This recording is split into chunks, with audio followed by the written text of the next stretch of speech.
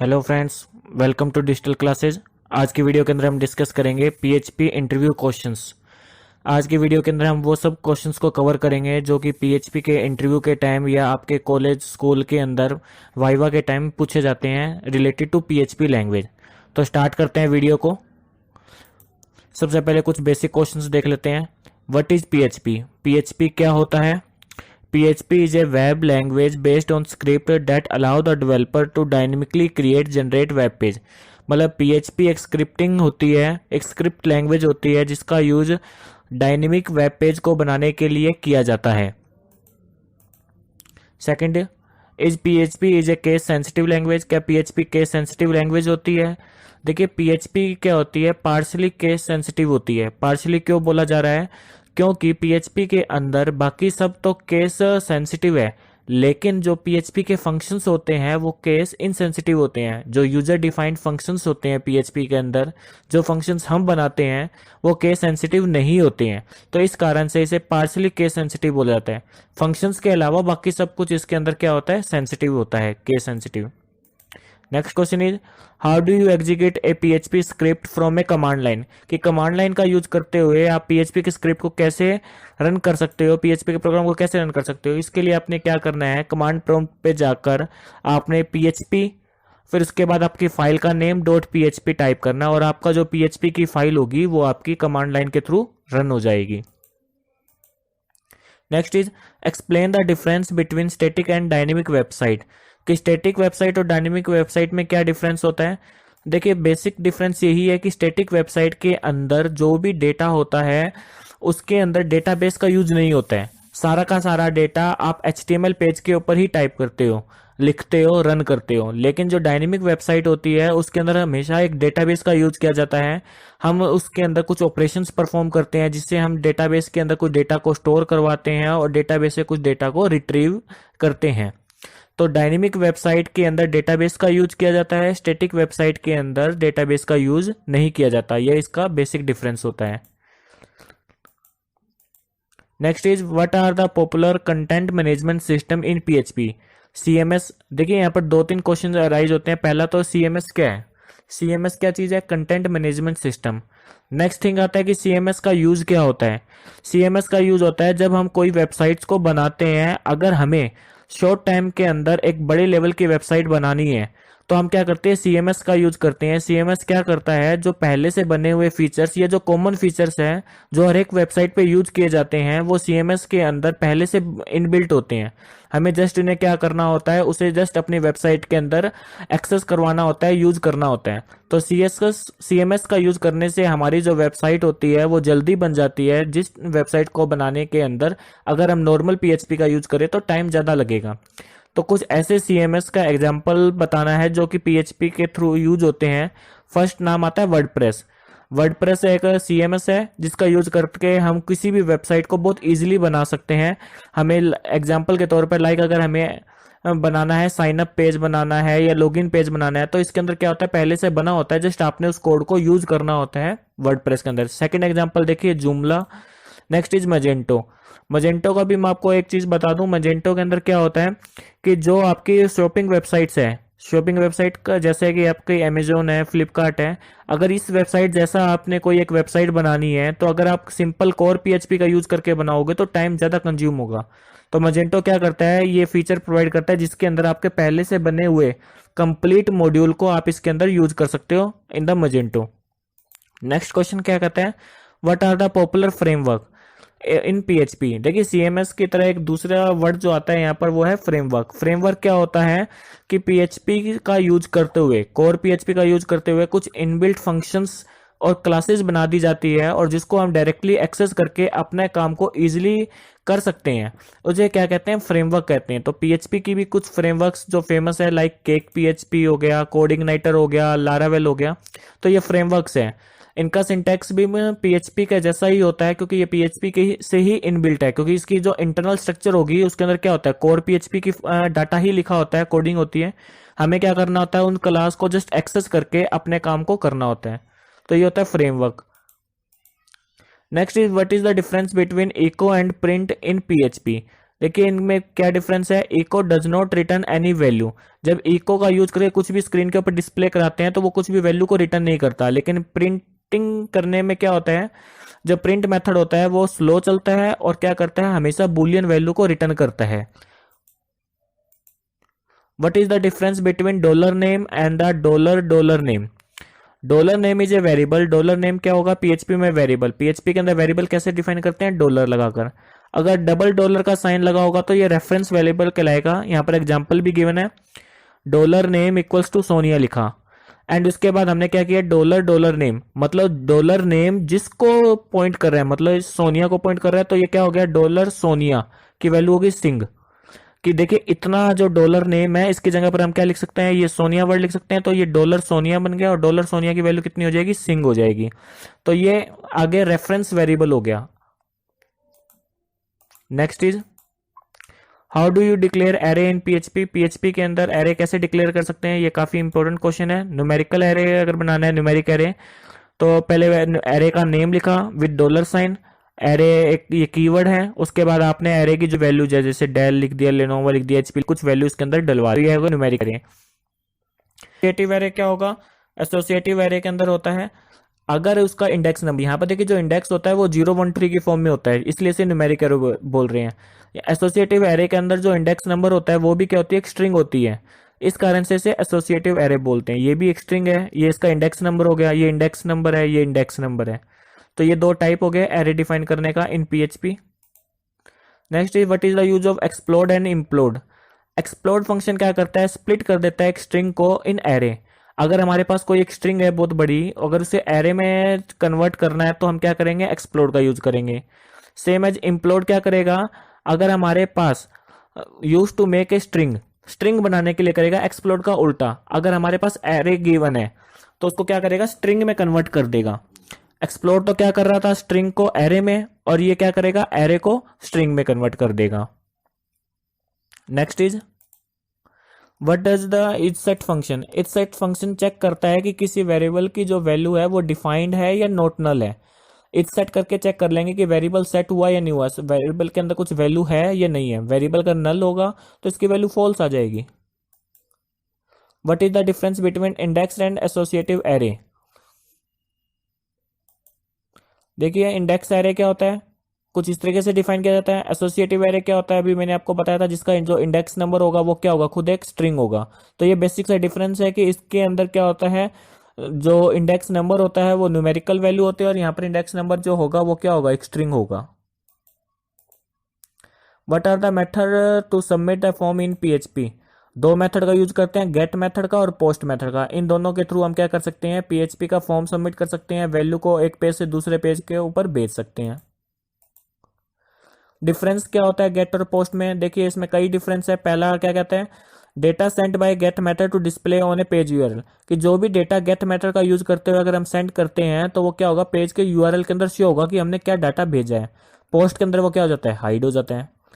Gate method is restricted to send up to 1024 characters only, कि इसका जो limit है 1024 कैरेक्टर से ज़्यादा का डाटा को हम सेंड नहीं कर सकते using the get method. Post method के अंदर ऐसी कोई लिमिट नहीं है, हम कितना भी बड़ा डेटा को सेंड कर सकते हैं। Next is get method is faster than post. Get method fast होता है, पोस्ट मेथड स्लो होता है। Difference between require and include.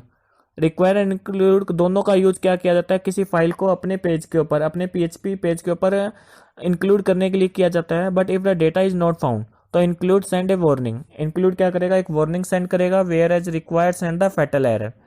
Fatal error को सेंड कर देगा। फैटल एरर क्या होता है कि जब ये एरर आ जाती है तो हमारा जो पूरा पेज की जो कोडिंग होती है, जो प्रोसेसिंग होती है, वो वहीं पर स्टॉप हो जाती है। और वार्निंग में क्या होता है कि सिर्फ जो लाइन, जिस लाइन के अंदर वो वार्निंग आई है वो लाइन एग्जीक्यूट नहीं होती है, इसके अलावा पूरा का पूरा जो पीएचपी का कोड होता है वो रन हो जाता है। तो फैटल एरर आने पे पूरा का पूरा कोड स्टॉप हो जाता है पेज का, और वार्निंग के अंदर सिर्फ पर्टिकुलर वो लाइन स्टॉप हो जाती है। What is session. Session generally store the temporary data to allow the multiple PHP pages to offer a complete function transaction for the same user। कि सेशन क्या करता है, एक तरह से आप कह सकते हो कि एक टाइम पीरियड होता है जिसके लिए किसी यूजर को पर्टिकुलर डेटा एक्सेस करने की परमिशन मिलती है कि उस टाइम पीरियड के अंदर आप उस डेटा को एक्सेस कर सकते हो जब तक कि वो सेशन का जो वेरिएबल होता है वो हमारा क्या होता है, एक्टिव होता है। जैसे ही वो इनएक्टिव हो जाता है, आपसे वो परमिशन या यूजर से वो परमिशन क्या होती है, वापस ले ली जाती है, तो इसे सेशन बोलते हैं। Next is the difference between session and cookie. Basic difference यही बोलेंगे कि जो सेशन होता है वो हमेशा सर्वर साइड पे बनता है और जो कुकीज होती है वो कहाँ होती है, क्लाइंट साइड पे बनाई जाती है। सेशन का काम क्या होता है, उसका काम यह है कि आपको डिफरेंट पेजेस को एक्सेस करने टाइम जो आपका एक तरह से आईडी कार्ड होता है सर्वर साइड पर, वो सेशन होता है। और कुकीज क्या होता है, क्लाइंट साइड से जो आपका आइडेंटिकल कार्ड होता है या आईडी कार्ड होता है वो कुकीज कहलाता है। How to create a connection in PHP, मतलब कनेक्शन कैसे बनाएंगे। MySQL आई कनेक्ट ये फंक्शन का नेम होता है। इसके बाद हमें सर्वर का नेम, जैसे अगर हम लोकल होस्ट पे काम करें तो हम यहाँ पर लोकल होस्ट, उसका यूजर नेम, अगर लोकल होस्ट है तो रूट, उसका जो भी पासवर्ड है वो। इस तरीके से हम क्या कर सकते हैं, अपने उस सर्वर के साथ कनेक्टिविटी कर सकते हैं। MySQL सर्वर के साथ कनेक्टिविटी करनी हो तो इसका यूज किया जाता है। Different type of error in PHP के अंदर डिफरेंट टाइप्स की एरर कौन कौन सी होती है, तो देखिए इसमें टोटल 3 टाइप के एरर के बारे में डिस्कस करेंगे। पहला नोटिस, ये जो नोटिस होता है ये हमेशा यूजर को शो नहीं होता है। ये नोटिस कुछ ऐसा होगा अगर कोई आपने ऐसा फंक्शन यूज किया है जो कि डेब्रिकेटेड हो चुका है। डेब्रिकेटेड का मतलब क्या है, जो पुराना हो चुका है, जो आज के टाइम में यूज नहीं हो रहा है, तो वो नोटिस के अंदर आएगा और वो यूजर को शो नहीं होगा, जस्ट वो नोटिस के फॉर्म में होता है। Next is warning. वार्निंग क्या होती है, वो यूजर को शो होती है और वो क्या करते हैं, जिस पर्टिकुलर लाइन में वार्निंग आती है उस लाइन का जो एग्जीक्यूशन होता है वो स्टॉप कर दिया जाता है, बाकी complete code as it is run होता है। फैटल एरर में क्या होता है, पूरा का जो पूरा पेज होता है जिसके ऊपर फैटल एरर आई है पूरे के पूरे पेज की पीएचपी का एग्जीक्यूशन को स्टॉप कर दिया जाता है, तो ये फैटल एरर होती है।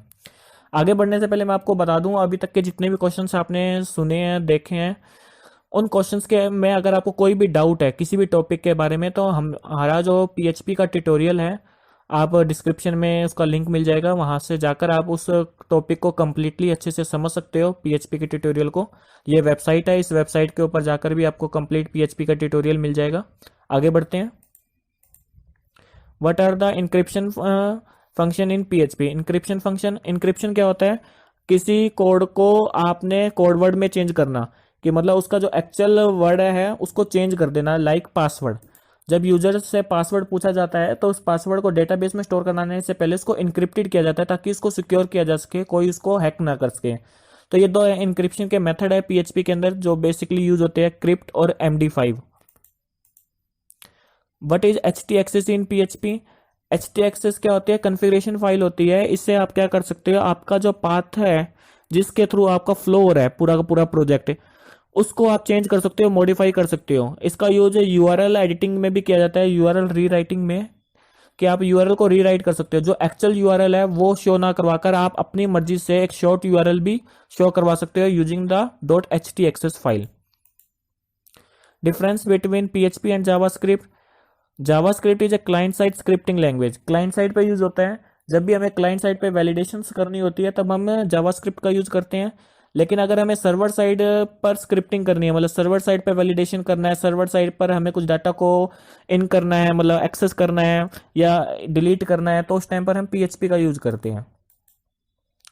What which type of inheritance supported by PHP. PHP के अंदर कौन कौन से इनहेरिटेंस सपोर्ट होते हैं।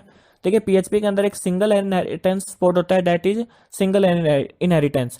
इसका मतलब क्या है कि हम बाकी जो इनहेरिटेंस है, जैसे कि आपका मल्टीपल इनहेरिटेंस हो गया या मल्टी लाइन इनहेरिटेंस हो गया या आपका हाइब्रिड इनहेरिटेंस हो गया, वो सब यूज नहीं होती हैं। पीएचपी उप्स के कॉन्सेप्ट्स को फॉलो करता है। पीएचपी 5 जब से आया था, पीएचपी 5 और उसके लेटर वर्जन्स के अंदर उप्स के कॉन्सेप्ट फॉलो होते हैं। तो उप्स में जो इनहेरिटेंस होता है वो सिर्फ सिंगल इनहेरिटेंस ही पीएचपी के अंदर काम करता है। सिंगल इनहेरिटेंस का मतलब एक क्लास को ही आप क्या कर सकते हो, दूसरी क्लास के साथ एक्सटेंड करवा सकते हो using the extended keyword. What is the meaning of final class and final method. Final class आपने ये उप्स के कॉन्सेप्ट में सीपीपी में भी पढ़ा होगा, जावा में भी पढ़ा होगा। फाइनल क्लास वो क्लास होती है जिसे कि हम क्या कर सकते हैं, एक्सटेंड नहीं कर सकते हैं। या फाइनल मेथड क्या होता है, ऐसा मेथड जिसको कि ओवरराइड नहीं किया जा सकता, मतलब उसके जो चाइल्ड क्लास होगी उसके अंदर हम सेम मेथड्स को नहीं बना सकते हैं। अगर हमने किसी पेरेंट क्लास के मेथड के आगे फाइनल लिख दिया, फाइनल का मतलब है कि उस क्लास को एक्सटेंड नहीं किया जा सकता, और जिस मेथड के आगे फाइनल लिख दिया उसको ओवरराइड नहीं किया जा सकता। What does the array operator triple equals to mean? Triple equals to का मतलब देखिए यहाँ पर क्या होता है, यहाँ पर दो क्वेश्चंस बनते हैं। एक होता है डबल इक्वल्स टू, एक होता है triple equals to. Triple equals to के अंदर तीन चीजें चेक करेगा। पहला क्या चेक करेगा कि उसकी वैल्यू सेम है या नहीं है, किसी एरे के लिए की और वैल्यू सेम है या नहीं है। फिर उसका ऑर्डर को चेक करेगा, और थर्ड थिंग उसका टाइप को चेक करेगा। पहले वैल्यू की और वैल्यू को चेक किया, फिर उसके बाद उसका ऑर्डर चेक किया। ऑर्डर का मतलब पहले एरे के अंदर जिस सीक्वेंस के अंदर, जिस ऑर्डर के अंदर वो डाटा आ रहा है, क्या दूसरे एरे में भी सेम ऑर्डर में है या नहीं है। तीसरा, उनका डेटा टाइप सेम है या नहीं है। तो इस बेस पर हम क्या करते हैं, ट्रिपल इक्वल्स टू का यूज करते हैं। डबल इक्वल्स टू सिर्फ दो चीजें चेक करता है, एक तो की वैल्यूज को चेक करेगा और एक उसका टाइप को चेक करेगा, ऑर्डर चेक नहीं करता। ट्रिपल इक्वल्स टू में ऑर्डर भी चेक होता है। Next question is what is the difference between, देखिए ये जो क्वेश्चन है ये सबसे ज्यादा पूछे जाने वाला क्वेश्चन है इंटरव्यूज के अंदर, कि अगर किसी एक वेरिएबल है, उस वेरिएबल को अगर हमने ये वैल्यू असाइन कर दी है और जब उसको इको कराएंगे तो क्या वैल्यू आएगी आउटपुट के अंदर। ये क्वेश्चन बहुत ज्यादा पूछा जाता है। तो जिस भी अगर वैल्यू के आगे देखिए यहाँ पर जीरो लिखा हुआ है, आप क्या सोचोगे इसको, अगर हम $x के अंदर मैंने ये 034 डलवा दिया और फिर मैंने इको कराया तो क्या आएगा 034? नहीं। क्यों नहीं आएगा? क्योंकि जीरो का मतलब क्या है कि ये जो नंबर है वो ऑक्टाडेसिमल है, ऑक्टल नंबर है।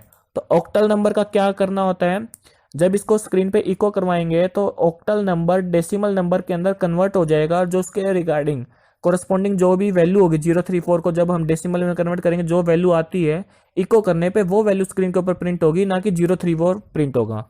सेम किसी नंबर के आगे एक्स लगाओ तो इसका मतलब क्या है, वो हेक्साडेसिमल नंबर है, ना कि ये डेसिमल नंबर है।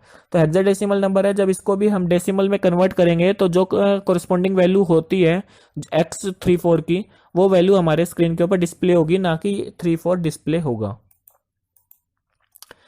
विच PHP version started to follow the OOPS concept? OOPS के कॉन्सेप्ट कौन से PHP वर्जन में यूज होना स्टार्ट हुआ? PHP 5 में। ये भी हमने बताया था। PHP 5 और उसके लेटर वर्जन के अंदर जो भी उप्स के कॉन्सेप्ट है, कौन से कॉन्सेप्ट हो गया, ऑब्जेक्ट्स हो गया, क्लासेज हो गया, इनहेरिटेंस हो गया, ये सारे कुछ हम इसके अंदर क्या कर सकते हैं, यूज कर सकते हैं PHP 5 के लेटर वर्जन के अंदर। विच PHP version is actually use today? आज के टाइम में कौन सा PHP वर्जन यूज हो रहा है? आज के टाइम में PHP 7 यूज हो रही है। आज की वीडियो के लिए इतना ही रखते हैं। Thank you.